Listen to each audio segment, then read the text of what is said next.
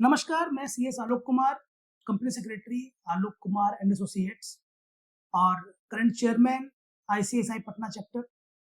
आज आपके लिए एक बहुत ही इम्पोर्टेंट अपडेट लेकर आया हूँ एमसीए की। अगर आपकी कंपनी अभी तक एनुअल फाइलिंग कंप्लीट नहीं की है या आप अपनी कंपनी का स्ट्राइको कराना चाहते हैं और अभी तक नहीं कराए हैं, तो आपको एमसीए बहुत सारी पेनाल्टीज और लेट फीस और प्रोसिक्यूशन में लेके जाती है। तो अगर आप अपनी पेनाल्टीज और लेट फीस और प्रोसिक्यूशन से बचना चाहते हैं, तो एक गोल्डन अपॉर्चुनिटी एमसीए लेकर आई है आपके लिए और ये मच अवेटेड स्कीम थी एमसीए की तरफ से, जो कि कंपनीज कंप्लायंस फैसिलिटेशन स्कीम 2026 है, जो कि 24 फरवरी 2026 को सर्कुलर के माध्यम से एमसीए लेकर आई है। इस स्कीम में आपको एक मौका दिया जा रहा है कि आपकी जो भी एनुअल फाइलिंग पेंडिंग है, आपने नहीं कराई है, आरओसी को फाइलिंग नहीं की है, वो सारी फाइलिंग्स आप कंप्लीट कर सकते हैं, वो चाहे कितने ही वर्षों की हो।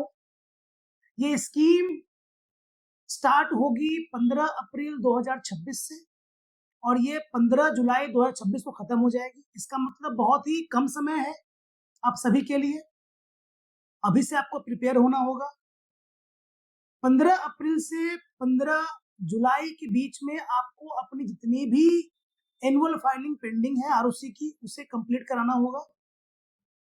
अगर आप ये करवा लेते हैं कंप्लीट, तो कंपनी प्रोसिक्यूशन और फर्दर कंपनीज के ऊपर और डायरेक्टर के ऊपर जो पेनाल्टीज लगती है, वो पूरी तरह से इम्यून हो जाएंगी, वो पेनाल्टीज नहीं लगेंगी। फर्दर अगर आप कंपनी को नहीं चलाना चाहते हैं और अगर आप स्ट्राइक ऑफ रूल में फॉल करते हैं, स्ट्राइक ऑफ रूल में फॉल करने का मतलब ये है कि अगर आपने कंपनी इनकॉर्पोरेशन से 1 साल के अंदर में कंपनी को ऑपरेट ही नहीं किया है, रन नहीं किया है और कंपनी रनिंग कंडीशन में थी और अभी 2 सालों से आपने कंपनी को ऑपरेट या उससे ज्यादा से आपने ऑपरेशंस नहीं की है, बिजनेस बिल्कुल ही नहीं हुआ है, बुक्स में कोई फिगर्स आउटस्टैंडिंग नहीं है, तो आप कंपनी को वॉलंटरली स्ट्राइक ऑफ में भी जा सकते हैं। इसमें भी जो गवर्नमेंट फीस आपको लग रही थी, वो अब सिर्फ 25% ही लगेगी और आप बहुत ही कम कॉस्ट के साथ में अपनी कंपनीज को स्ट्राइक ऑफ कर पाएंगे। अब इसमें कौन कौन से फॉर्म एप्लीकेबल हैं? आपके कंपनी के एनुअल फॉर्म सारे एप्लीकेबल हैं, GT7, M7A, AOC4, चाहे वो किसी भी कंपनी के लिए हो, NBFC के हो या आपको इंडेस की कंप्लायंसेज हो, उसके लिए है। ADT1 फॉर्म एप्लीकेबल है। अगर कोई 1956 की कंपनी की कंप्लायंसेज पेंडिंग है एनुअल फाइलिंग के, तो वो भी इसमें कवर्ड होंगे। Form 23AC, form 23ACA, 20B, 21A, ये सारे फॉर्म्स। अगर कोई कंपनी डोरमेंट स्टेटस में जाना चाहती है, तो उसके लिए भी गवर्नमेंट इसमें स्कीम लेकर आई है कि वो सिर्फ 50% नॉमिनल फी पे करके अपने स्टेटस को डोरमेंट कर सकती है। अब इसका बेनिफिट क्या है? ये वन टाइम अपॉर्चुनिटी है। वन टाइम से इसका मतलब ये दोबारा मौका नहीं मिलेगा। 92 सेक्शन में और सेक्शन 137 में, जो कि एनुअल फाइलिंग और फाइनेंशियल फाइलिंग के लिए सेक्शन है, उसमें मल्टीपल पेनाल्टीज और प्रोसिक्यूशन मेंशन्ड है अगर आप अपने कंप्लायंसेस पूरे नहीं करवाते हैं। लेकिन ये मौका आपके लिए है, अगर आप अपनी एनुअल फाइलिंग और फाइनेंशियल फाइलिंग कंप्लीट कर लेते हैं, तो आपको हर तरह के प्रोसिक्यूशन और हर तरह की पेनाल्टी से इम्यूनिटी मिलेगी। उस पर ना डायरेक्टर्स पे और ना कंपनी पे कोई प्रोसिक्यूशन होगा। फर्दर स्ट्राइक ऑफ भी अगर आप कर लेते हैं कंपनी का, तो भी आप सारे प्रोसिक्यूशन से बच जाते हैं अगर आप फॉल करते हैं स्ट्राइक ऑफ में। अब ये स्कीम किन कंपनीज के लिए नहीं है? ऐसा नहीं है कि स्कीम सभी कंपनीज के लिए है। नंबर 1, स्ट्राइक ऑफ की बात करें तो जो कंपनी ऑलरेडी स्ट्राइक ऑफ में चल रही हैं या जिनका स्ट्राइक ऑफ का फाइनल नोटिस आ चुका है, उनको इसका बेनिफिट नहीं मिलने वाला है। जो कंपनी ऑलरेडी डोरमेंट स्टेटस के लिए फाइल कर चुके हैं, उनको ये बेनिफिट कोई नहीं मिलने वाला है फीस का। जो कंपनी वैनिशिंग कंपनी के लिए क्लासिफाइड हो गई है, उनको ये बेनिफिट नहीं मिलने वाला है। इसका मतलब अगर आपका कंप्लायंस पेंडिंग है और कोई भी तरह का आपके ऊपर करंट कोई प्रोसिक्यूशन ऑर्डर नहीं चल रहा है, तो आप इसका बेनिफिट ले सकते हैं। एंड अगर ये स्कीम एक्सपायर हो जाती है तो क्या आपके ऊपर में प्रॉब्लम्स आएंगी अगर आप इसका बेनिफिट नहीं लेते हैं। जैसा मैंने कहा कि वन टाइम अपॉर्चुनिटी है, तो आरओसी इसके बाद आपको मौका नहीं देगी और जितने भी आपके नॉन कंप्लायंसेस हैं उसको कंपनीज एक्ट के सेक्शंस के माध्यम से आपके ऊपर में और कंपनी के डायरेक्टर्स के ऊपर में पेनाल्टीज प्रोसीडिंग होगी और प्रोसिक्यूशन प्रोसीडिंग होगी, जो कि बहुत प्रॉब्लमेटिक है कंपनीज एक्ट में।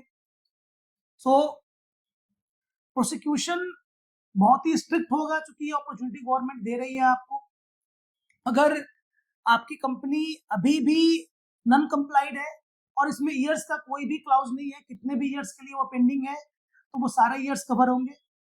एग्जांपल के तौर पे अगर आपका लेट्स सपोज ईयर 2024-25, ईयर 2022-23 या उससे पहले किसी भी सालों का आपका फाइलिंग पेंडिंग है और लैक्स ऑफ रुपीज की आपकी लेट फीस अभी कैलकुलेट होके आ रही है और आपने वो अभी तक पे नहीं की है, तो आप सिर्फ उस फीस का 10% ही फीस पे कर अपनी कंप्लायंस को पूरा करवा सकते हैं। तो ये मौका आपको अवेल कर लेना चाहिए या तो कंपनी बंद कर लेनी चाहिए अगर आप अपने कंप्लायंसेज और प्रोसीड्यूर से बचना चाहते हैं। Thank you so much. कुछ मेरा क्वेश्चन है। मेरा एक कंपनी है और उसका कंप्लायंस 2021-22 से नहीं हुआ है, अभी उसका क्या लेट फीस आएगा एक्चुअल, और अभी हमको कितना पे करना पड़ेगा? ठीक है, क्योंकि ऐसा है कि स्कीम जो है वो एप्लीकेबल है 15 अप्रैल से, तो इसलिए फी आपकी जो कैलकुलेट होगी वो 15 अप्रैल तक ही होगी। जब तक आप फाइलिंग करेंगे system will calculate the fees, और जब फीस कैलकुलेट होकर आएगी उसके बाद आपको उसका 10% पे करना है। अप्रोक्स कितना फीस आ सकता है? अप्रोक्स कितना फीस आ सकता है, हमारे सिस्टम में कैलकुलेटर है, आपको उसके माध्यम से मैं बताना चाहूंगा। एक अप्रोक्सीमेट आइडिया लेते हैं हम लोग फॉर्म वाइज कि हमारे कौन से फॉर्म पेंडिंग है और कौन से फॉर्म हमारे जाने चाहिए। अगर आपका कंपनी का एजीएम का ड्यू डेट मैं मान के चलता हूँ कि 30 अप्रैल 2025 था, लास्ट ईयर, एक साल की फाइलिंग पेंडिंग थी और आपने अभी तक फाइलिंग नहीं कराई है और अप्रोक्सीमेटली आपका 121 दिन का डिले है, तो नॉर्मल फीस के अलावा आपको 12,100 रुपए की आपको एडिशनल फीस QC4 की लगती है, जो कि अभी आपको सिर्फ 10% ही पे करनी पड़ेगी। सिमिलरली अगर आपका 2023-24 का अगर आपका कंपनी इनकॉर्पोरेटेड या कंप्लायंस पेंडिंग था और आपका ड्यू डेट ऑफ एजीएम जो है आपका अगेन 30 सितंबर आपका 2024 हो रहा था, उसकी एनुअल फाइलिंग कंप्लीट करनी थी आपको 30 अक्टूबर 2024 तक, तो ये आज के डेट में डिले अप्रोक्सीमेटली 486 दिन हुआ और आपको उस पर पेनाल्टी पे करनी पड़ती 48,600, जो कि अभी आपको सिर्फ उसका 10% ही पे करना पड़ेगा। लेकिन अगेन जैसा मैंने कहा कि टोटल फीस कैलकुलेट होगी 15 अप्रैल तक या जब जिस दिन आप फाइलिंग करेंगे उस दिन तक, तो ये फिक्स नहीं है, ये पर डे 100 रुपये इंक्रीज करेगी। सेम रूल फॉलो होगा आपको फॉर्म एंटिटी 7 के लिए भी। दूसरा मेरा क्वेश्चन ये है कि अगर हम जैसे उसमें हम 2 डायरेक्टर हैं और हमने अपना केवाईसी भी नहीं करा रखा है, तो क्या केवाईसी का जो लेट फीस आता है, जो भी पेनाल्टी आती है, उस पे भी हमको ये फैसिलिटी मिलेगा डिस्काउंट का, या वो हमको नॉर्मल फी पे करना होगा उसका? नहीं, देखिए जैसा मैंने आपको बताया कि ये सिर्फ एनुअल फाइलिंग फॉर्म के लिए ही रिलैक्सेशन है, तो इसके अलावा बाकी जितने भी फॉर्म पेंडिंग होंगे, चाहे वो केवाईसी के फॉर्म्स हों या और कोई फॉर्म हो, इवन अगर कंपनी ने अपना अभी तक 20A फाइल नहीं किया है, कमेंसमेंट ऑफ बिजनेस नहीं किया है, बैंक अकाउंट ओपन नहीं कराया है, तो ये रिलैक्सेशन उसमें कवर नहीं होंगी। आपको 20A की जो भी प्रोसिक्यूशन पेनाल्टीज है वो तो होंगी ही, और जो आपका कंप्लायंस के लिए या केवाईसी के लिए जो आपका फीस लगता है 5,000 रुपये, वो आपको लगेंगी ही, वो कंप्लायंस आपको पूरा कराना ही होगा, उसकी फीस पूरी लगेगी।